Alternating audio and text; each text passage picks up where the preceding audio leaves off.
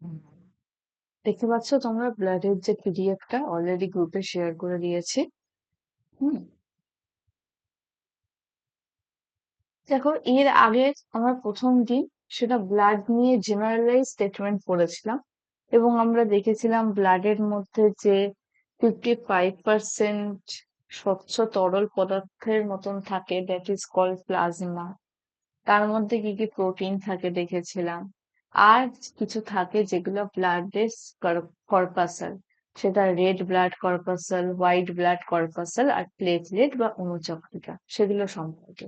এবং সাথে আমরা এটাও দেখেছিলাম যে কোথাও কেটে গেলে আমাদের যে রক্ত জমাট বাঁধতে হয়, সেই ব্লাড ক্লটিং এর প্রসেসটা কিভাবে পুরোপুরি হচ্ছে। ঠিক আছে, আজকে আমরা পড়বো ব্লাড গ্রুপ সম্পর্কে।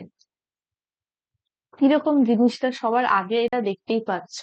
ইনফ্যাক্ট তোমাদের মধ্যে আজ এখনই যদি আমি একটা পোল ফিক্স করি, তাহলে দেখা যাবে সব থেকে বেশি কিন্তু তোমার ও পজিটিভ ব্লাড গ্রুপে মানে মানুষ বেশি আছে। ইনফ্যাক্ট আমি নিজেও ও। হুম। মানে ও পজিটিভ, তো পজিটিভ বা নেগেটিভ সেটা বাদ দাও, কিন্তু ও গ্রুপের তোমার ব্লাড সব থেকে বেশি থাকে। তারপরে দেখো, এ হলো 40%, বি হলো 11.9%, আর দ্য মোস্ট রেয়ারেস্ট সেটা হলো এ বি। তাহলে পরীক্ষায় এটা দেয় যে সব থেকে বেশি কার আছে ও, আর সব থেকে কম হলো এ বি। ঠিক আছে। এইবারে তোমার রিসাস নামক আহ, বানরের দেহ থেকে এক ধরনের প্রোটিন পাওয়া যায়, that is called rhesus protein. সেইটা কারোর দেহে থাকতো, আবার কারোর দেহে থাকতো না। সেটা যার থাকতো তাদেরকে পজিটিভ দিয়ে আখ্যা দিত, আর যাদের দেহে থাকতো না তাদেরকে নেগেটিভ দিয়ে আখ্যা দিত। তারপরে বুঝতে পারছো, প্রত্যেকটারই আবার পজিটিভ আর নেগেটিভ আছে, মানে O plus O minus, A plus A minus, B plus B minus, A B plus A B minus. ঠিক আছে। আর এই যে পুরো ব্লাড গ্রুপের সিস্টেমটা, এই সিস্টেমটাকে কে তোমার মানে এই যে ক্লাসিফিকেশনটা, এই ভাগটা কে করেছিল, এটাও নামটা খুব ইম্পর্টেন্ট। বিজ্ঞানী কার্ল ল্যান্ডস্টেইনার, সে কিন্তু এই ক্লাসিফিকেশনটা করেছিল। হুম। এবার দেখো, এই যে ABO blood group system, classification of human blood কিসের উপর বেস করে করেছে? Based on the inherited properties of red blood corpuscle. তোমাদের আশা করি মনে আছে, রেড ব্লাড সেলের নাম ছিল এরিথ্রোসাইট, তাই না? হোয়াইট ব্লাড সেলের নাম কি ছিল? লিউকোসাইট। আর থ্রম্বোসাইট নাম ছিল আমাদের প্লেটলেটের। এগুলো কিন্তু মানে মনে রাখা উচিত। হুম? তাহলে সেই যে রেড ব্লাড সেলের প্রপার্টির উপর ডিপেন্ড করে, লোহিত রক্তকণিকার প্রপার্টির উপর ডিপেন্ড করে কিন্তু এই ক্লাসিফিকেশনটা হচ্ছে, পরীক্ষায় এরকম দিয়ে দিতে পারে। এবার কি থাকছে কি থাকছে না দেখো, অ্যান্টিজেন এ, অ্যান্টিজেন বি, কোনোটাই থাকছে কোনোটাই থাকছে না। which are carried on the surface of the red blood cell। সেই যে লোহিত রক্ত কণিকা আমরা দেখেছিলাম একটু এরকম টাইপের দেখতে। ঠিক আছে। পরীক্ষায় এটাও প্রশ্ন আসে যে লোহিত রক্ত কণিকা এরকম ছড়ানো টাইপের দেখতে কেন হয়? ছড়ানো টাইপের দেখতে কেন হয় বলতে পারবে কেউ?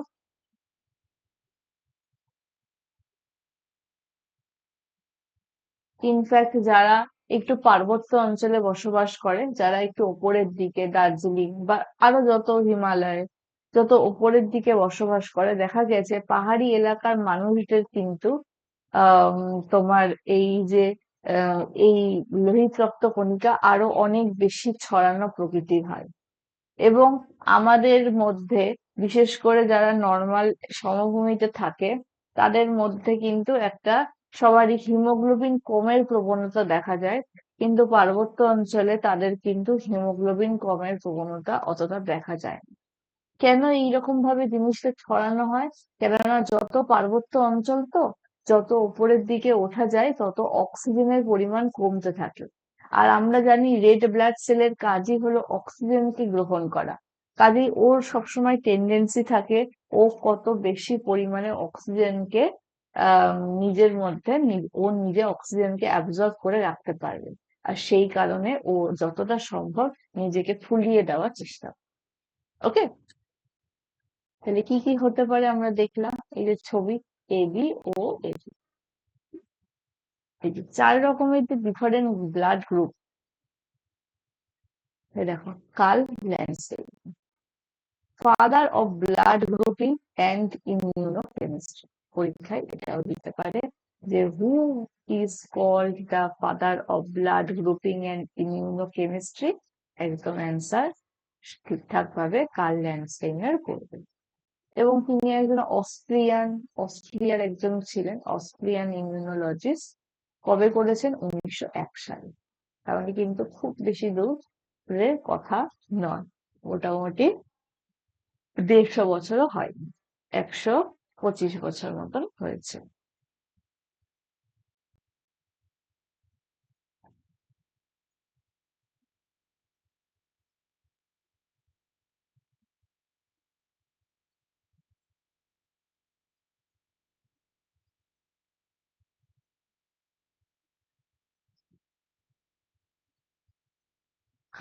এই যে করাটা কেন দরকার পড়লো, মানে মানুষ তো আগে বুঝতেই পারতো না যে মানুষে মানুষে এই যে ব্লাড গ্রুপিং এর একটা ভিন্নতা আছে। কারণ যখন দেখা যাচ্ছে যে এক শরীর থেকে আর এক শরীরে ব্লাড দেওয়ার দরকার পড়ছে, তখন অনেক সময় সে অ্যাকসেপ্ট করতে পারছে, আর আরেক সে ডোনার যে সরি যে অ্যাকসেপ্টার, সে অ্যাকসেপ্ট করতে পারছে না। তাহলে তার মানে কম্প্যাটিবল ব্লাড গ্রুপ থাকতে হবে দুজনের মধ্যে, যদি ব্লাডকে ট্রান্সফিউজ করতে হয়, অর্থাৎ একজনের ব্লাড যদি আর একজনের বডিতে যায়।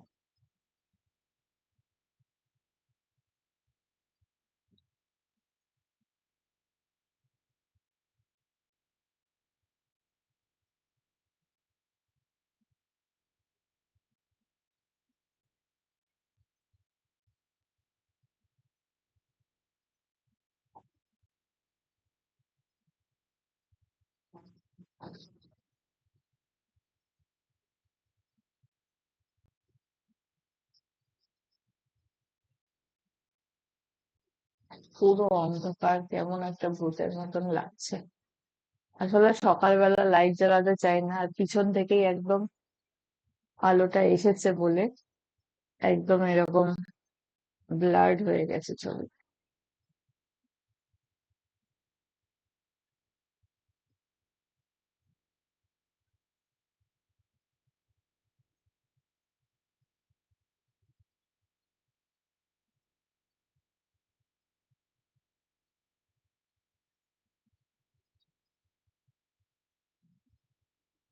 হুম।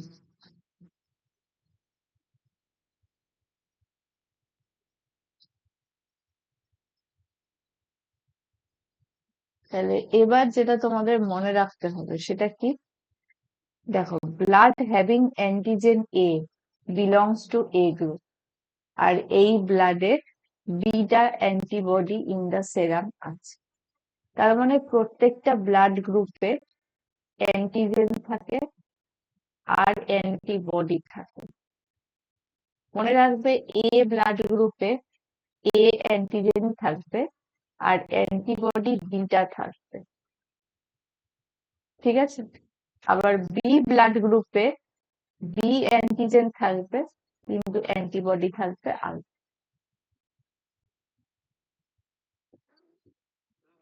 হ্যাঁ, বলো।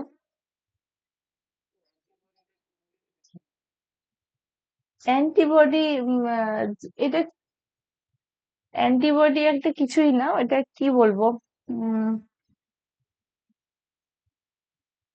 এটা এমন একটা এলিমেন্ট শরীরে যে কিনা অ্যান্টিবডি তৈরি করছে। মানে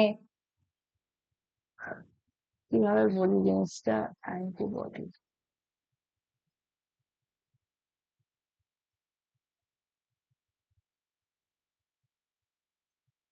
আচ্ছা, এখানে পরেও আছে জিনিসটা, মানে অ্যান্টিবডি তৈরি করছে। আহ জিনিসটা আছে, আমি পরে বলছি। অ্যান্টিবডি কথাটার মানে হলো আমার শরীরে যদি আনওয়ান্টেড কোনো কিছু আসে তখন অ্যান্টিবডি মানে বডি ভাববে যে আচ্ছা এটা তো আমার বডির জিনিস নয়, চলো ওটাকে দূর করি। তার মানে কি সে কিন্তু আমার শরীরে সেই আনওয়ান্টেড জিনিসটার বিরুদ্ধে একটা প্রতিরোধক ক্ষমতা গড়ে তুলতে চাইছে, সেটাই অ্যান্টিবডি। অর্থাৎ অ্যান্টি মানে বিপরীত, আর বডি বলতে দেহ। তার মানে বডির বিপরীতে যেটা আনওয়ান্টেড বডির জন্য তার বিরুদ্ধে যখন সে একটা ক্ষমতা তৈরি করছে। যাই হোক, জিনিসটা সম্পর্কে আরেকটু ক্লিয়ার হবে, আমি আরেকটু পরে বলছি। হুম?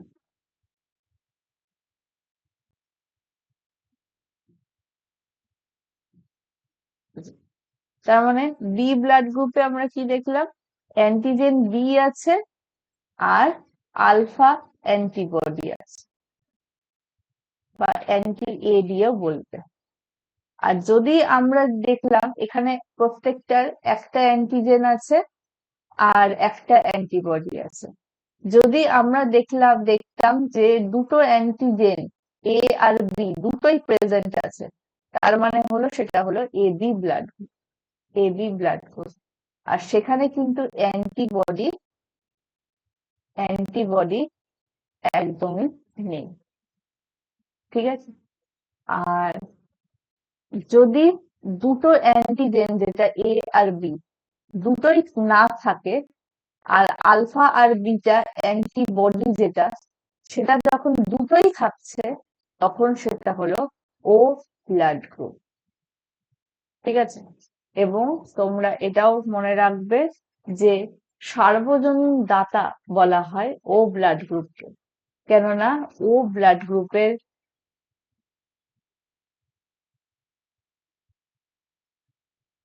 ও ব্লাড গ্রুপ কিন্তু সবাইকে ব্লাড দিতে পারে। আর এবি হলো ইউনিভার্সাল অ্যাকসেপ্টার, অর্থাৎ এবি সবার থেকেই ব্লাড নিতে পারে। তাহলে জিনিসটা দেখো, এবি কেন সবার থেকে ব্লাড নিতে পারে, কেননা এবির কোনো অ্যান্টিবডি নেই।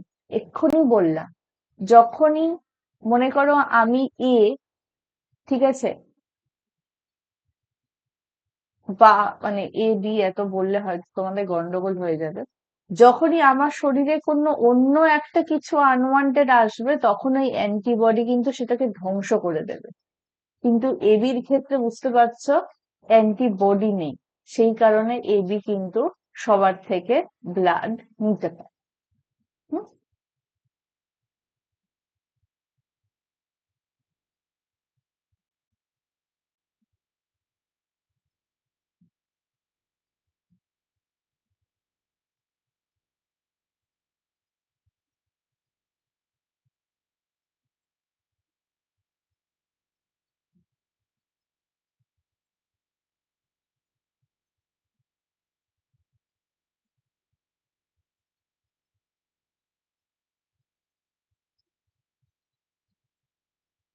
একটু দাঁড়াও।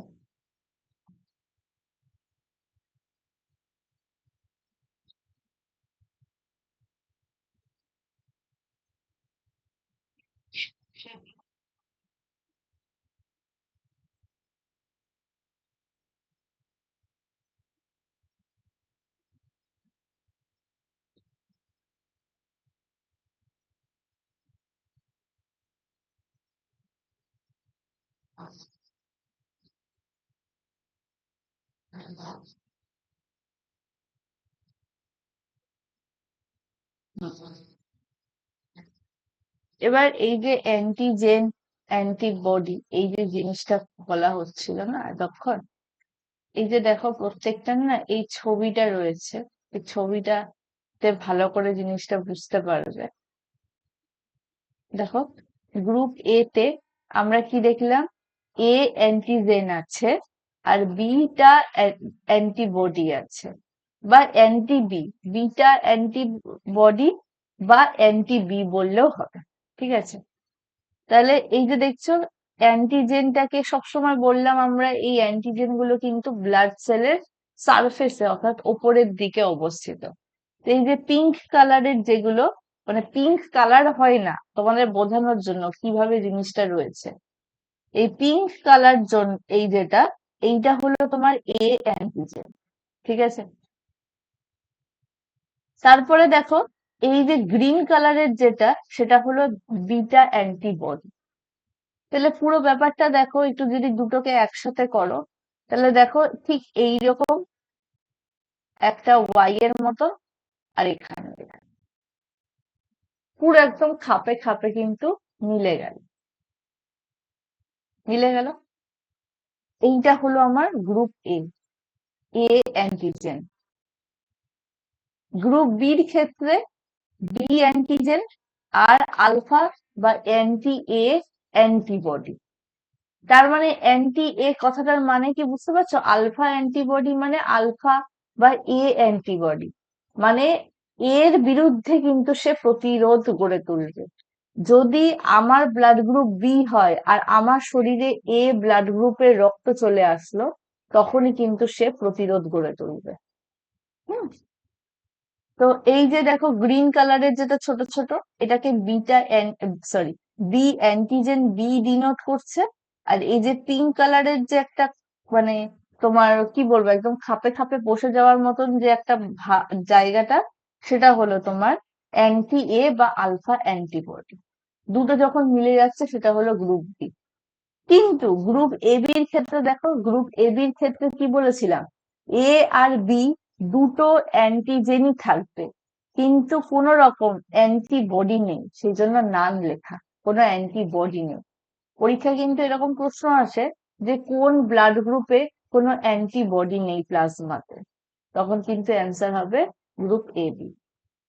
আর গ্রুপ ও এর ক্ষেত্রে, গ্রুপ ও এর ক্ষেত্রে হলো কোনো অ্যান্টিজেন থাকে না, এ আর বি এই যে দুটো অ্যান্টিজেন সেটা কোনোটাই থাকে না, কিন্তু অ্যান্টি এ অ্যান্টি বি এই দুটো অ্যান্টিবডি থাকে। হুম,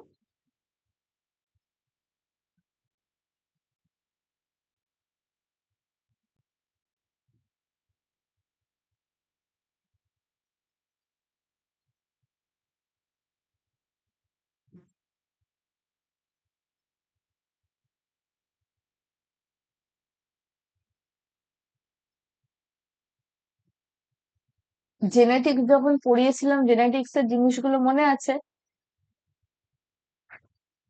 ছক করিয়েছিলাম, একটা টল আর একটা ডুয়ার্ফ, একটা লম্বা আর একটা বেটে মটর গাছের সংকরায়নে, F1 এর তোমার F1 জেনারেশনে কি কি তৈরি হবে, F2 জেনারেশনে কি কি তৈরি হবে, কি অনুপাতে কতগুলো থাকবে, ফেনোটাইপিক বৈশিষ্ট্য কি হচ্ছে, আর জেনোটাইপিক বৈশিষ্ট্যই বা কি হবে। জিনিসগুলো মনে আছে কি বলো? কাদের কাদের জিনিসগুলো একদম মনে নেই?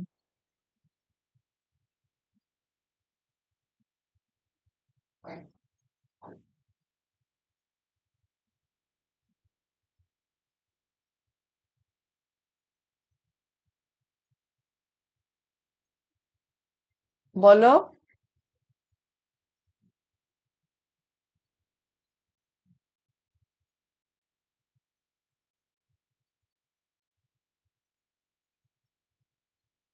3:1, 1:1, 9:3:3:1। হ্যাঁ, ভেরি গুড। আর এটা তো তুমি ফেনোটাইপিকটা দিলে, F2 ফেনোটাইপিকটা দিলে, F2 জেনোটাইপিকটা মনে আছে? ওটা কিন্তু একটু বড়। হুম। আহ আর কালকে থেকে এত ঠান্ডাটা লেগেছে কি করে যে আমার গলাটা ব্যথা করছে, কথা বলতে পারছি না।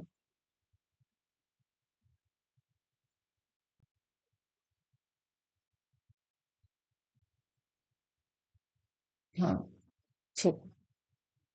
এবার তাহলে আমরা দেখবো ইউপিএসসি, ডাব্লিউবিসিএস এ এরকম প্রশ্ন দেয় যে মায়ের, এটা মায়ের হলো যদি এই এ ব্লাড গ্রুপ থাকে, বাবার যদি এ ব্লাড গ্রুপ থাকে, তাহলে তোমার জিনোটাইপিক সন্তানের কি হবে, কি কি হওয়ার চান্স আছে, কোনটা হওয়ার চান্স কত পার্সেন্ট, এই সমস্ত জিনিসগুলো। ঠিক আছে, তাহলে মনে রাখবে এই যে আই এ, মানে দুজনেরই যদি এ ব্লাড গ্রুপের হয়, তাহলে কিন্তু তাদের যে, এটা যদিও মানে এইভাবে, উম হ্যাঁ, মানে দেখো, এক একজনের জন্য এইভাবে আইয়ে ডিনোট করছে, ঠিক আছে? মানে দুটো দুটোই লেখে। মানে তোমাদের এটা তো মনে আছে যে যখন আমরা টলকে ডিনোট করতাম, তখন কিন্তু আমরা টিটিটা লিখতাম, তাই না? কেননা আমরা জানি এই যে ডোয়ার্ফ বেটেটা হলো সুপ্ত অবস্থা, এটা রিসেসিভ জায়গা, আর টি হলো ক্যাপিটাল টিটা হলো ডমিনেন্ট। তার মানে এইটা যদি কারোর জিন হয়ও, তাহলেও কিন্তু সে লম্বাই হবে।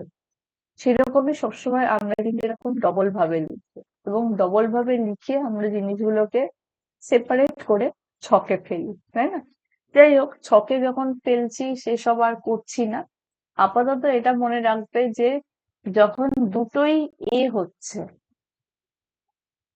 তখন কিন্তু তোমার এ ব্লাড গ্রুপ। খুব ভালো কথা, এটা স্বাভাবিক। আবার যখন একটা এ হচ্ছে আর একটা ও গ্রুপের হচ্ছে, তখন ও গ্রুপের অ্যালিল হচ্ছে একটা, তখনও কিন্তু তাদের মিলিত যেটা রেজাল্ট, সেটা কিন্তু ব্লাড টাইপ এই পাচ্ছি। কারণ কারণ I A is dominant to I O. একটু আগে যেমন ক্যাপিটাল টি স্মল টি তে আমরা দেখলাম, হ্যাঁ, তার জিনের জেনোটাইপিক বৈশিষ্ট্য ক্যাপিটাল টি স্মল টি, কিন্তু যে ক্যাপিটাল টি সেও লম্বা, আবার যে ক্যাপিটাল টি স্মল টি সেও লম্বা। অর্থাৎ বাইরে থেকে দেখে আমি কিন্তু আলাদা করে কিছু বুঝতে পারবো না, ঠিক আছে?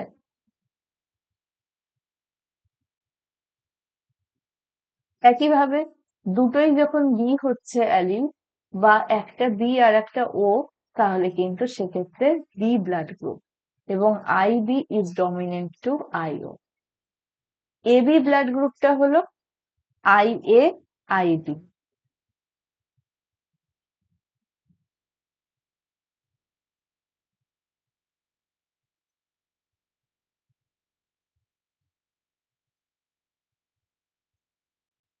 দেখো, I A I B, A B blood গ্রুপটা। তার মানে একটা এ গ্রুপের অ্যালিল আর একটা বি গ্রুপের অ্যালিল যখন মিলছে, তখন সেটা এ বি ডিনোট করছে। এবং কেন এরকম হচ্ছে, সেইটা হলো I A is codominant to I B. অর্থাৎ এ আর বির কিন্তু কেউই বড় বা ছোট নয়। তোমাদের একটা মনে আছিল যে নয়নতারা ফুল আমরা পড়তাম, যেটা দেখতাম যে লাল ফুল আর সাদা ফুলের সংকরায়নে কিন্তু পিঙ্ক ফুল তৈরি হচ্ছে। তার মানে কি? তার মানে লাল বা সাদা কেউই কিন্তু একে অপরের উপর ডমিনেন্সি দেখাতে পারছে না। অর্থাৎ দুজনেই দুজনের বৈশিষ্ট্য দেখাচ্ছে, এবং দুজনেরটা মিশে গিয়ে তখন পিঙ্ক ফুল তৈরি হচ্ছে। ঠিক সেরকমই এখানেও তাই। এ আর বি ব্লাড গ্রুপের এই দুজন কেউই কারোর ওপর ডমিনেন্সি দেখাতে পারছে না, এবং দুজনেই একটা সমান বৈশিষ্ট্য প্রদান করছে, যার ফলস্বরূপ এবি বলে একটা ব্লাড গ্রুপ হচ্ছে। হ্যাঁ, আর ও ক্ষেত্রে দুটো যখন ও এর অ্যালিল, তখন মিলে ও ব্লাড গ্রুপ। এবং মনে রাখতে হবে, এই দুটোই হলো রিসেসিভ অ্যালিল। রিসেসিভ বলতে ও মানেই হলো সবসময় প্রচ্ছন্ন, আর এ আর বি আমরা দেখলাম ও এর ওপর সবসময় প্রকট থাকে, ঠিক আছে? এইবার দেখো, তখনও যখন পড়িয়েছিলাম, আমি জিনিসটা বলেছিলাম মাল্টিপল অ্যালিল, কথাটার মানে মনে আছে?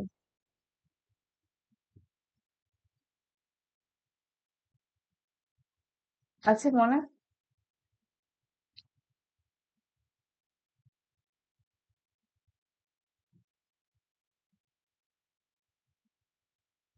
কেমন? সবার আগে আমরা এটা দেখি, ক্যাপিটাল টি মানে সেটা টল, ক্যাপিটাল টি স্মল টি মানে সেটাও কিন্তু টল, তাই না? তার মানে আবার যদি আমি টি টি লিখি, তার মানে এটা হলো শর্ট। তার মানে তুমি একটা জিনিস দেখো, এই ক্যাপিটাল টিটার জন্য কিন্তু দুটো বৈশিষ্ট্যই তুমি দেখতে পাচ্ছ। একটা হলো টল, আবার আরেকটা যেটা সেটাও টল। অর্থাৎ ক্যাপিটাল কি বৈশিষ্ট্য মানে উপস্থিত আছে মানে কিন্তু সে ডমিনেন্সি দেখাবে এবং সেটা কিন্তু টল হয়ে যাবে। এবার আমরা যদি এই ছোট টিটাকে নিয়ে বিচার করি, তাহলে ক্যাপিটাল টি স্মল টি যখন ছাড়ছে তখন সেটা টল হচ্ছে, কিন্তু দুটোই যখন স্মল টি তখন কিন্তু সেটা বেটে মটর গাছের মধ্যে চলে যাচ্ছে। তার মানে একটা ব্যাপার যেটা বোঝাতে চাচ্ছি, এক একটা অ্যালিলের জন্য ম্যাক্সিমাম দুটো করে বৈশিষ্ট্য তুমি দেখতে পাবে। এক একটা অ্যালিল মানে এই যে ক্যাপিটাল টি স্মল টি এগুলো তো এক একটা অ্যালিল, এগুলোর জন্য তোমরা কি করছো, দুটো করে বৈশিষ্ট্য দেখতে পাচ্ছ, হয় টল বা শর্ট। ঠিক আছে, কিন্তু আমরা একটু আগে দেখলাম I A R I O, এটা থেকে তৈরি হচ্ছে আমাদের এ ব্লাড গ্রুপ, এটা যার থাকে তার এ ব্লাড। আই বি আর আই ও, এটা থাকছে যার তার হলো বি ব্লাড গ্রুপ।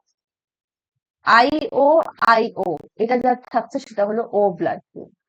তার মানে এই আই ওর উপস্থিতির জন্য সে কিন্তু আই এর সাথে মিলে এ ব্লাড গ্রুপ, আই বির সাথে মিলে বি ব্লাড গ্রুপ, আর আই ওর সাথে মিলে ও ব্লাড গ্রুপ, তিনটে বৈশিষ্ট্য শো করছে।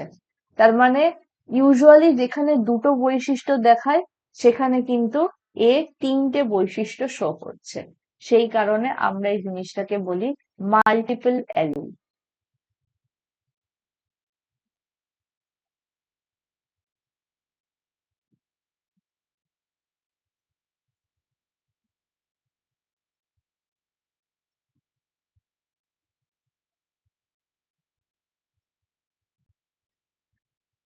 কিভাবে হচ্ছে এই যে ব্যাপারটা, সেইটা তোমার ছক করে দেখিয়ে দিয়েছে। যাই হোক, এগুলো তোমরা দরকার নেই, কেননা তোমাদের এগুলো তুমি বুঝতেই পারবে এগুলো জিনিসটা দেখলে। আর আমি ওই জন্য যখন ক্লাস নিয়েছিলাম তখন অলরেডি যেহেতু জিনিসগুলো লিখেছিলাম, তো আমি ওই জন্য আর ওই জিনিসটা মুছিনি, ওই তোমাদেরকে অ্যানোটেটেড ফাইলটাই শেয়ার করেছি, একবার দেখলেই জিনিসগুলো বুঝতে পেরে যাবে। অসুবিধা হবে না। আচ্ছা,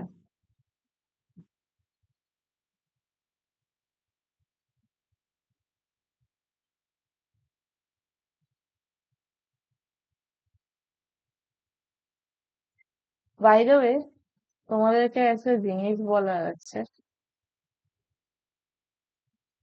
উম, দাঁড়াও,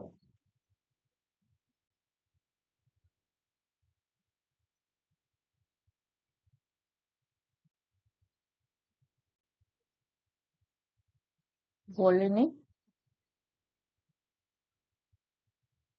না হলে ভুলে যাব।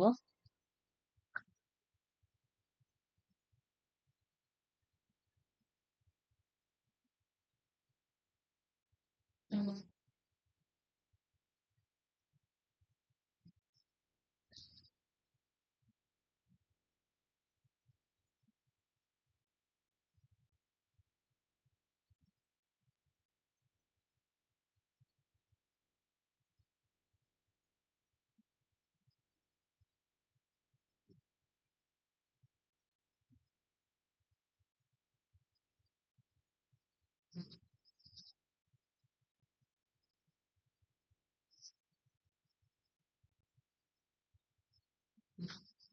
না, দেখতে পাচ্ছি তোমরা, আশা করি। কালকে একটা ক্লাসে যখন জিনিসগুলো নিয়ে দেখছিলাম, যে আমি তখন দেখলাম যে ক্লাস 10-এর একটা কোশ্চেন করতে হবে, বা ক্লাস 10-এর একটা ক্লাসে গাইড করে দিতে হবে। তো তখন জিনিসগুলো দেখছিলাম, তোমাদের মনে আছে যখন সেল নিয়ে পড়েছিলাম তখন আমাদের কিন্তু অনেক প্রশ্ন নতুন নতুন লেগেছিল। ভাবছিলাম যে বাপরে, এত কঠিন কঠিন নাম কোথা থেকে আসে, এগুলো সব করতে হবে। কি ছিল প্রশ্নটা আমার মনে আছে, এরকম একটা ছিল যে তোমার কোষ প্রাচীর সুবেরিন দিয়ে তৈরি। কোষ প্রাচীর কি কি দ্বারা তৈরি? হ্যাঁ, cellulose, hemicellulose, lignin, pectin, suberin, আর একটা নাম ছিল, লেখা ছিল যে কোষ প্রাচীর নিচের মধ্যে কোনটা দ্বারা তৈরি নয়, এরকম একটা ব্যাপার। তখন তার মানে আমরা দেখি যে দেখো এই হেমিসেলুলোজ, লিগনিন, পেকটিন, সুবেরিন, এই নামগুলো আমরা অত পড়ি না, জানি না। কিন্তু আমি দেখছিলাম পুরো জায়গাটা পড়ে যে এমন কিছু নেই কিন্তু, যে টেনের টেক্সট বইয়ের বাইরে কিন্তু তোমাদের প্রশ্ন আসে না। হ্যাঁ, মানে 9 আর 10 এর টেক্সট বইটা কিন্তু খুব ভালো করে না রিডিং করে নেবে। বাংলা পড়তেও তোমাদের সুবিধা হবে, আর এর বাইরে আসেও না। এইটা প্রশ্ন আছে কিন্তু, ছত্রাকের কোষ প্রাচীর কি দিয়ে তৈরি? কাইটিন দিয়ে তৈরি। ঠিক আছে? তো আমার নিশ্চয়ই মনে হয় যে তোমরা যদি একবার এই বইটা পড়ো তাহলে অনেক বেশি ভালো মনে থাকবে রাদার দ্যান নোটস। হুম। তো এই যে, তারপর প্লাজমোডেজমাটা, এটা দিয়ে একটা কোষের সাথে আর একটা কোষের যে সংযোগ রক্ষা, কোনো জল, মিনারেলস, অক্সিজেন, এই সমস্ত কিছু যে পাস করার জন্য যে আণুবীক্ষণিক একটা পাইপ দরকার হয়, সেটাকে প্লাজমোডেজমাটা বলা হয়। এগুলো কিন্তু প্রত্যেকটা এসএসসি প্রশ্ন বিশেষ করে। হ্যাঁ, এবং দেখো প্রত্যেকটা জিনিস কিন্তু এখানেই আছে। তো সেই জন্য তোমাদেরকে না এই পিডিএফটা আমি শেয়ার করে দেব। এই পিডিএফটা হলো তোমরা পড়ে নেবে। হুম।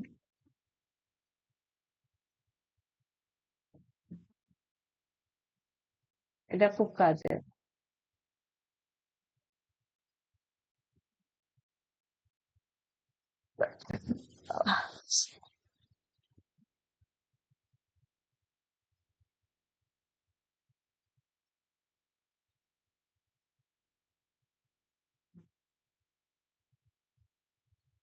ঠিক আছে। তাহলে এখানে যেটা দেখছো, এখানে ডিস্ট্রিবিউশন বা রেশিও, অর্থাৎ কোন ব্লাড গ্রুপ কতটা রেশিওতে আছে সেটা এখানে দিয়েছে।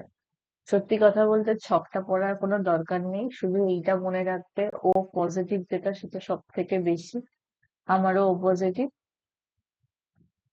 আর এ বি নেগেটিভ যেটা সেটা সব থেকে রেয়ার, সেটা সব থেকে রেয়ার। হ্যাঁ, আমার মায়ের যেমন এ নেগেটিভ, অ্যাকচুয়ালি নেগেটিভ ব্লাড গ্রুপের রক্তই একটু রেয়ার হয়। তুমি দেখো না, ও নেগেটিভও কিন্তু অনেক rare, A নেগেটিভও rare, B নেগেটিভও rare. A B negative হলো মানে এক্সেপশনালি রেয়ার। ঠিক আছে? তো মায়ের একবার যখন অপারেশন হয়েছিল তখন কিন্তু এরকম ব্লাড পাওয়া খুব দুষ্কর হয়ে গেছিল। মানে এ নেগেটিভ তাতেই দুষ্কর হয়ে গেছিল, সেখানে এ বি নেগেটিভ তো আরো কত মানে দুষ্প্রাপ্য, ভাবতেই পারছো সেটা। হুম।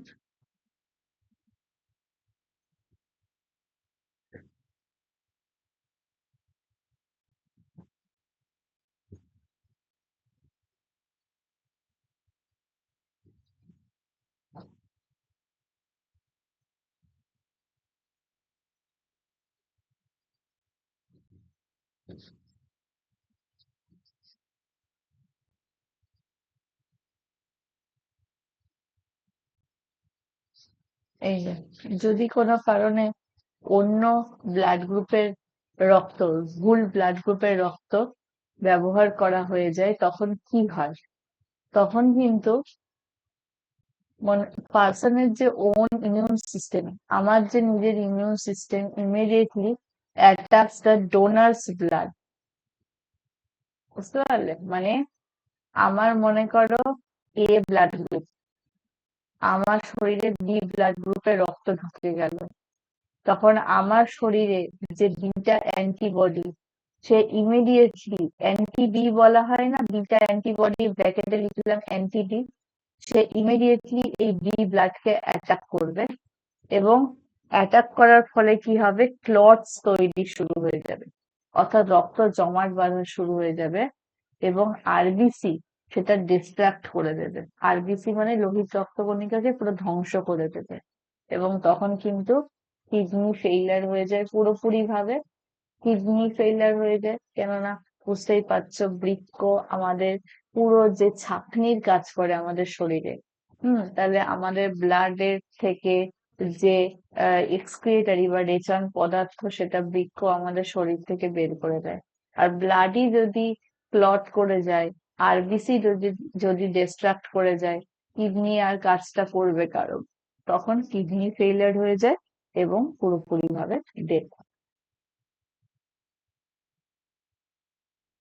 কে কাকে দিতে পারে, ও যেমন সবাইকে দিতে পারে, তাই ও এর থেকে চারদিকে চারটেতেই তোমার দাগ আছে। এ যেমন শুধু এ কে দিতে পারে আর এ বি কে দিতে পারে, বি ও তাই, বি কে দিতে পারে আর এ বি কে দিতে পারে, আর এ বি শুধুমাত্র এ বি কে দিতে পারে। হুম? তারপর এই যে আর এইচ ফ্যাক্টর যেটা বললাম, এই যে পজিটিভ আর নেগেটিভ, কি হচ্ছে, ওই কার্ল লেনস্টেইনার তো 1901 সালে সবার প্রথমে রক্তের ক্লাসিফিকেশন করেছিলেন। মানে তিনি যেটা করেছিলেন সেটা হলো শুধু ওই এ বি আর ও, তখন পজিটিভ নেগেটিভের ব্যাপারটা আসেনি। পজিটিভ নেগেটিভের ব্যাপার এসেছে তারও 31 বছর পর, 1940 সালে। এই যে তোমার কার্ল ল্যান্ডস্টেইনার আর এস উইনার দুজনে মিলে রিসার্চ নামক এই যে বানরের দেহের থেকে এই রিসার্চ ফ্যাক্টর বা প্রোটিন, একটা ইনহেরিটেড প্রোটিন কিন্তু পেয়েছে, যেটা রেড ব্লাড সেলের সারফেসে থাকে। ঠিক আছে, সেটা যাদের থাকে তাদেরকে পজিটিভ বলা হয় আর এইচ পজিটিভ, যাদের থাকে না তাদেরকে আর এইচ নেগেটিভ বলা হয়। আর আর এইচ পজিটিভ হলো, দেখো এখানে লেখা আছে, is the most common blood type.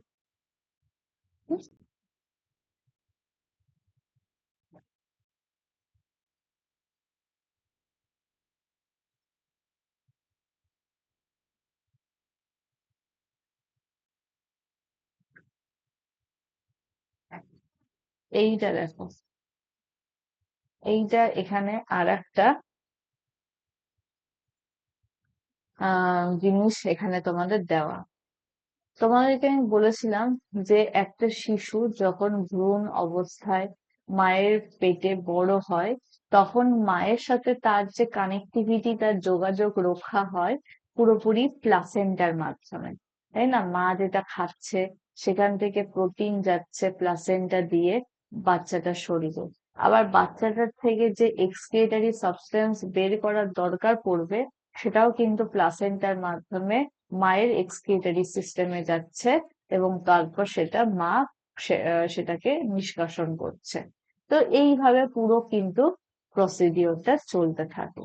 কিন্তু এরিথ্রোব্লাস্টোসিস ফিটেল বা একটা হিমোলাইটিক অ্যানিমিয়া, এটা একটা, সেটা কি ফিটাসের বডি, ফিটাস মানে ভ্রূণ যেটা, তার বডিতে হয়, caused by the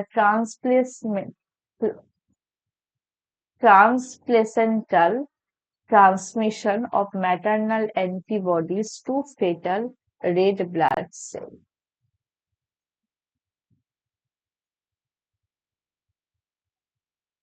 ব্যাপারটা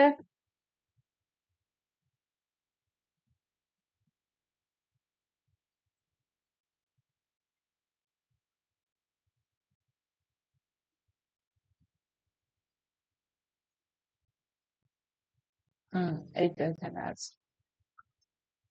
ব্যাপারটা দেখো কিরকম,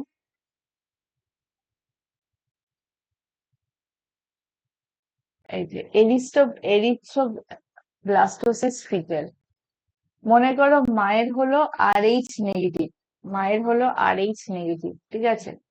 এই যে প্লাসেন্টার মাধ্যমে বাচ্চার সাথে কানেক্টেড, আর বাচ্চাটার না আর এইচ পজিটিভ, ঠিক আছে। তার মানে আর এইচ প্লাস অ্যান্টিজেন কিন্তু বাচ্চাটার শরীরে রয়েছে। হ্যাঁ, আর মায়ের শরীরে অ্যান্টি আর এইচ অ্যান্টিবডিজ আছে, কেননা আর এইচ মাইনাস, তো অ্যান্টি আর এইচ অ্যান্টিবডিজ আছে। যদি কোনো কারণে সেই প্লাসেন্টা কাজ করতে ভুল করে ফেলে, তখন কিন্তু কি হয়, তখন সেই যে অ্যান্টিবডিজ, অ্যান্টি আর এইচ অ্যান্টিবডিজ, সে কিন্তু পুরো ডিরেক্ট এখানে চলে যায়, বাচ্চাটার শরীরে চলে যায়।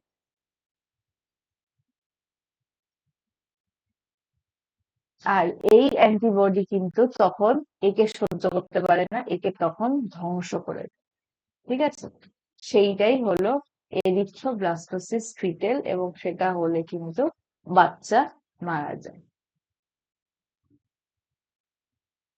পরীক্ষায় এত কিছু আসে না, পরীক্ষায় জাস্ট এটাই এরকমই দেবে, দিলে যে বাচ্চার সাথে, সরি মায়ের সাথে যদি তার আহ উম্বে থাকা তার উম্বে থাকা ভ্রূণের যদি ট্রান্সপ্লাসেন্টাল ট্রান্সমিশনে কোনো রকম প্রবলেম ক্রিয়েট হয়, তাহলে সেক্ষেত্রে তোমার সেক্ষেত্রে যে রোগটা, সেটার নামটা কি? সেটা হলো এরিথ্রোব্লাস্টোসিস ফিটেল বা হিমোলাইটিক ডিজিজ।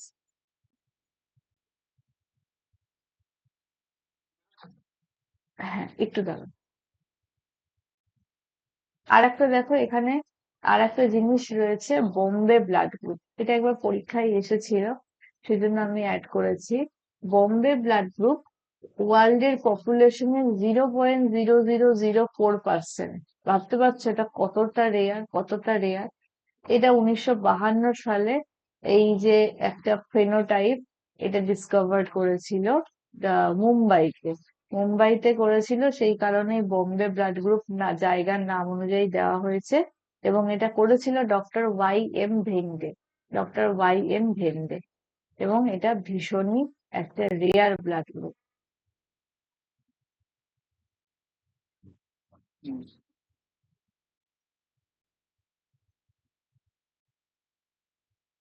বলো, একজন কিছু একটা বলছিলে, বলো বাবা।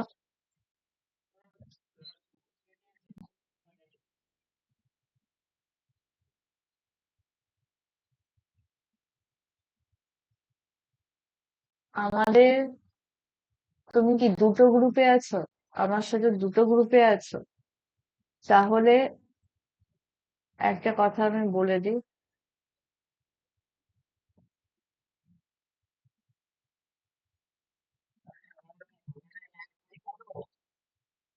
ও আচ্ছা আচ্ছা।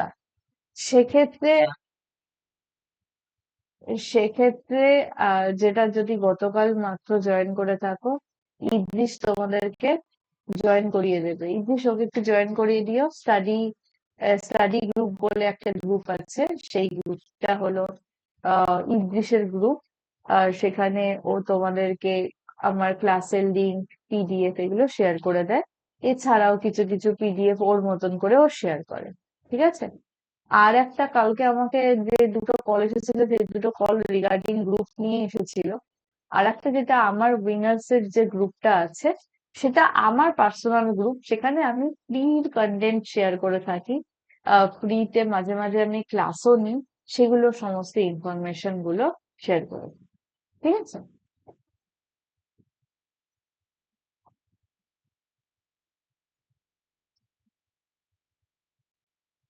ওকে। এবার যে অ্যান্টিবডি নিয়ে যে জিনিসটা একজনের ফার্স্টে কনফিউশন হচ্ছিল, বললে যে অ্যান্টিবডি ব্যাপারটা কি, সে কি বুঝতে পেরেছো? আর অ্যান্টিজেন কথাটার মানেটা হলো কি বলতো? অ্যান্টিজেন মানে হলো যেটা ফরেন সাবস্টেন্স, অর্থাৎ যেটা আমার শরীরে বাইরে থেকে যেটা আসছে, দ্যাট ইজ কল্ড তোমার অ্যান্টিজেন। আর সেইটা, আজকে মনে করো ভাইরাস, এই যে আজকে ঠান্ডা লেগেছে, যদি মনে করো ভাইরাসের জন্য ঠান্ডা লাগে, বা আজকে কোনো ব্যাকটেরিয়া আমার শরীরে প্রবেশ করেছে, সেইটা হলো আমার বডির জন্য অ্যান্টিজেন। আর সেই অ্যান্টিজেনের বিরুদ্ধে আমার শরীরে যে প্রতিরোধ ক্ষমতা তৈরি করবে, সে হলো অ্যান্টিবডি। বলো, এবার ক্লিয়ার হলো এই জিনিসটা?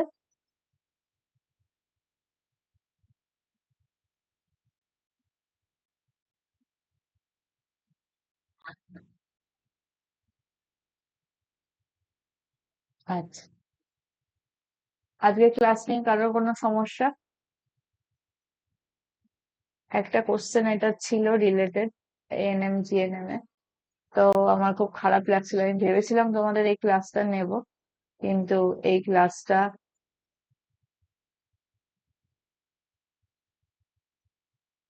আহ ভুলে গেছিলাম যে ব্লাড ব্লাড গ্রুপের এই জায়গাটা যে আমাদের হয়নি, সেটা ভুলে গেছি।